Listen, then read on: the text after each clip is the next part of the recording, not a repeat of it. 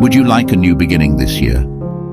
For many of us, feeling stuck in life can be a very scary and frustrating place to be. We get stuck when one way of being in the world has ended, but the next is yet to come. We feel in limbo. Stuckness arises basically when we are dissatisfied with our life, but are not sure what is next.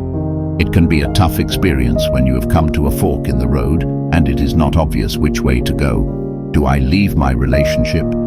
Change my career path? Move my home? Move countries? You can get stuck when you think you should be something you're not, when you think life should be different than it is, when you want to change but aren't sure how that will come into being. Most of the heroes of the Bible had their stuck periods. Joseph had his stuck moments. In the pit, in prison. Moses must thought being a shepherd was his lot. Noah found himself stuck with a boat build that seemed to go on forever.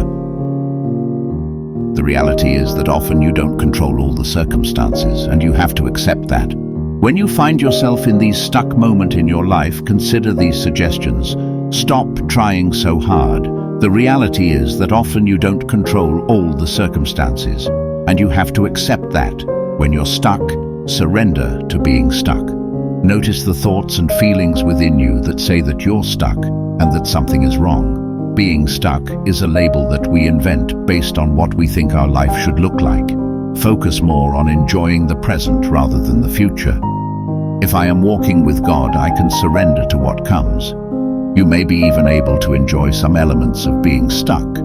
In one sense, when we find some joy, we are not really stuck anymore. 2. Enjoy yourself.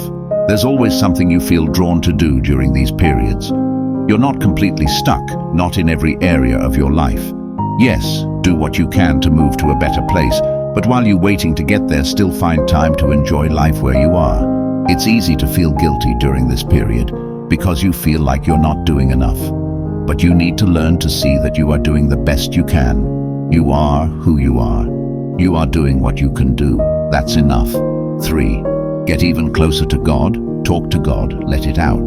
King David is a great example. The book of Psalms is a record of David letting out his frustrations to God. It is okay to be frustrated even with God. The more you talk to God, the better you will feel, the clearer your thinking becomes. It is easy to catastrophize one situation. God gives us perspective. The scripture says Noah found grace in the eyes of the Lord, because Noah did according to all that God commanded him. God has an ark for us to build. He requires obedience and faith to be fully exercised. Some of us lack faith. I want faith, but I don't have it. Well, hang out with someone who has plenty, and their faith will spill over onto you. Here is the challenge. Make sure you are walking with God, because unless we are, it is unlikely we are going to accept the opportunities for a new beginning that God has for us to enjoy. Remember, every new beginning comes from some other beginning's end. Endings are a necessary part of a new beginning.